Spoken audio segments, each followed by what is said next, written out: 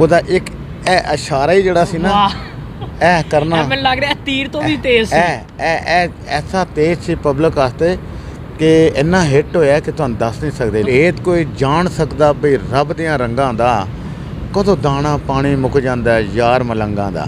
ਇਹ ਨਿੱਕੀ ਜਿਹੀ ਗੱਲ ਨਹੀਂ ਹੈ, ਬੜੀ ਵੱਡੀ ਗੱਲ ਹੈ। ਨਾਵਲ ਉਹਨਾਂ ਨੂੰ ਆਮਦ ਉਦੋਂ ਹੋਈ ਹੈ ਜਦੋਂ ਉਹਨਾਂ ਨੂੰ ਜਾਮਤ ਦਾ ਇਸ਼ਾਰਾ ਹੋਇਆ ਨਾ, ਪਤਾ ਲੱਗ ਗਿਆ ਸੀ। ਪਤਾ ਲੱਗ ਗਿਆ ਹਰ ਗਾਣੇ ਦੇ ਵਿੱਚ ना उन्होंने कोई ना कोई इलम हो जाता सी कि कोई सिस्टम होने वाला है। अस्सलाम वालेकुम नाज़रीन, पाकिस्तान स्पेशल के साथ आपका मेज़बान हैदर अली हाज़िर खिदमत।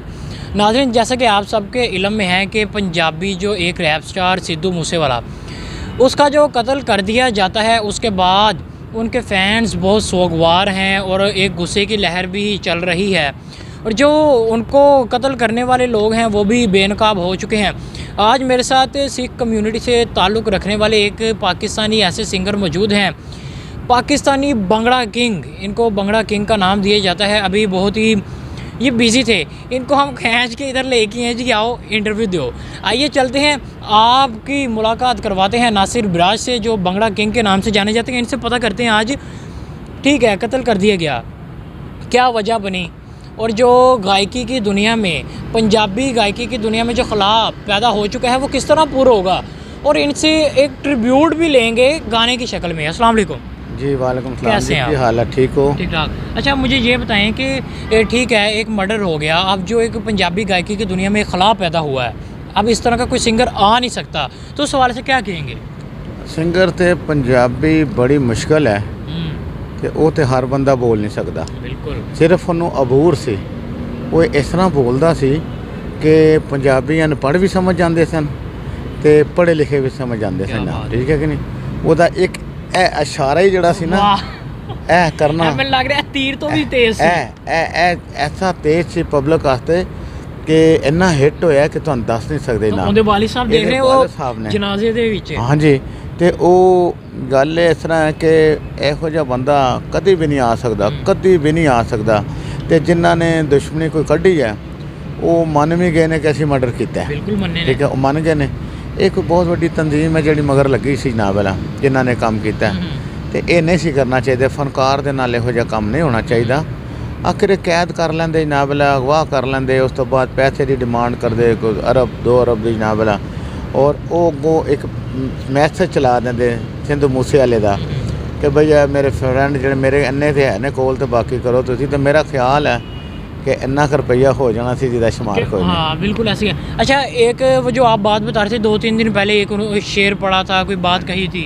देखो उन्होंने कोई 3 दिन वो ऐसी लगाओ सी ना कि मैं तुहानू दस नहीं सकता कि उन्होंने आमद होंदी सी, ते आमद ਉਹਦੇ ਜਾਣ ਦੀ ਜਦੋਂ ਜਾਮਦ ਉਹਨੂੰ ਨਜ਼ਰ ਆਉਂਦੀ ਤਾਂ ਫਿਰ ਉਹਨੂੰ ਆਮਦ ਹੁੰਦੀ ਸੀ। ਕੀ ਬਾਤ ਹੈ। ਤੇ ਉਹਦੇ 'ਚ ਇਹ ਹੁੰਦਾ ਸੀ ਨਹੀਂ ਭੇਦ ਕੋਈ ਜਾਣ ਸਕਦਾ ਵੀ ਰੱਬ ਦੀਆਂ ਰੰਗਾਂ ਦਾ ਕਦੋਂ ਦਾਣਾ ਪਾਣੀ ਮੁੱਕ ਜਾਂਦਾ ਯਾਰ ਮਲੰਗਾਂ ਦਾ। ਇਹ ਨਿੱਕੀ ਜਿਹੀ ਗੱਲ ਨਹੀਂ ਹੈ, ਬੜੀ ਵੱਡੀ ਗੱਲ ਹੈ। ਨਾਵਲ ਉਹਨਾਂ ਨੂੰ ਆਮਦ ਉਦੋਂ ਹੋਈ ਹੈ ਜਦੋਂ ਉਹਨਾਂ ਨੂੰ ਜਾਮਦ ਦਾ ਇਸ਼ਾਰਾ ਹੋਇਆ ਨਾ, ਪਤਾ ਲੱਗ ਗਿਆ ਸੀ। ਪਤਾ ਲੱਗ ਗਿਆ ਹਰ ਗਾਣੇ ਦੇ ਵਿੱਚ ਨਾ ਉਹਨਾਂ ਨੂੰ ਕੋਈ ਨਾ ਕੋਈ ਇਲਮ ਹੋ ਜਾਂਦਾ ਸੀ ਕਿ ਕੋਈ ਸਿਸਟਮ ਹੋਣ ਵਾਲਾ ਹੈ ਨਾ। तो यह देखो ना 3 दिन पहले तो उन्होंने है सी जिहड़ा तुहानू मैं दस्सिया, तो असी बहुत अफसोस कर रहे हैं ना, भला एहतजाज भी कर रहे हैं ना कि उन्होंने जिहड़े कातल ने उन्होंने ना भला तुसी ना उन्होंने फिलफौर इंसाफ दिलाया जाए। उन्होंने घर वालियां ने ना बदे वालिद साहब ने देखो ना, उहदा वालिद साहब किस तरह ना अपनी पगड़ी ला के तो जनाजे दे विच जदों इस तरह फेरी है ना, तो फिर कोई अख ऐसी नहीं सी जिहड़ी अखबार नहीं सी है। तो माँ का जो हाल सी तो पुछो कोई ना, तुसी ना सोशल मीडिया ते वेखिया जा रहा है। तो उस तो बाद है कि उसकी शादी होने वाली सी ना भला, ਉਹਦੀ बेगम ਉਹਦੀਆਂ ਭੈਣਾਂ बुरा हाल सी ना भला। एक घराना वसदा रसदा, और एक घराना नहीं समझो पूरा इंडिया ही वसदा रसदा सी ਉਹਦੇ ਨਾਲ, और पूरा पाकिस्तान ਉਹਦਾ फैन। मैं तो कहूँगा पूरी दुनिया ਉਹਦੀ फैन है सी। बिल्कुल ਇੱਥੇ ਲੰਘਦੇ ਟੱਪਦੇ ਉਹਦਾ ਗਾਣਾ ਲੱਗਾ ਹੁੰਦਾ ਸੀ जिथे भी जनाब। तो बड़ा ये खला जड़ा ना ये बहुत मुश्किल है पूरा होना। अच्छा, ठीक है, ਇਹ ਖਲਾ ਪੂਰਾ ਨਹੀਂ ਹੋ ਸਕਦਾ ਕਿ ਤੁਸੀਂ ਕੁਝ ਇਹੋ ਜਿਹੀ ਤਰਕੀਬ ਤੇ ਕਰ ਸਕਦੇ ਹੋ ਨਾ, ਕੁਝ ਇਹੋ ਜਿਹੇ ਗਾਣੇ ਲੈ ਕੇ ਆ ਸਕਦੇ ਹੋ ਕਿ ਉਹਦੀ ਜਿਹੜੀ ਲਾਈਨ ਸੀ, ਉਹਦਾ ਜਿਹੜਾ ਸਟੈਪ ਸੀ ਉਹ ਅੱਗੇ ਚੱਲਦਾ ਰਹੇ।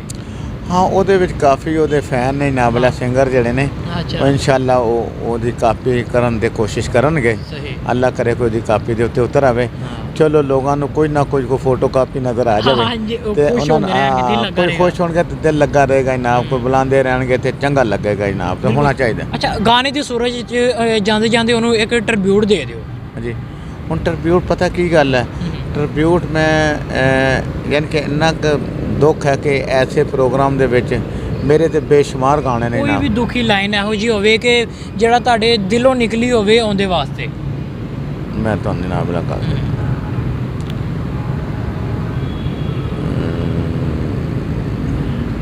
ਜਦੋਂ ਇਸ ਦੁਨੀਆ ਤੋਂ ਵੱਖਰੇ ਮੈਂ ਹੋਣਾ ਏ, ਜਦੋਂ ਇਸ ਦੁਨੀਆ ਤੋਂ ਵੱਖਰੇ ਮੈਂ ਹੋਣਾ ਏ, ਵੈਰੀਆਂ ਦੇ ਨਾਲ ਮੈਨੂੰ ਸੰਗੀਆਂ ਵੀ ਰੋਣਾ ਏ, ਜਦੋਂ ਇਸ ਦੁਨੀਆ ਤੋਂ ਵੱਖਰੇ ਮੈਂ ਹੋਣਾ ਏ, ਵੈਰੀਆਂ ਦੇ ਨਾਲ ਮੈਨੂੰ ਸੰਗੀਆਂ ਵੀ ਰੋਣਾ ਏ।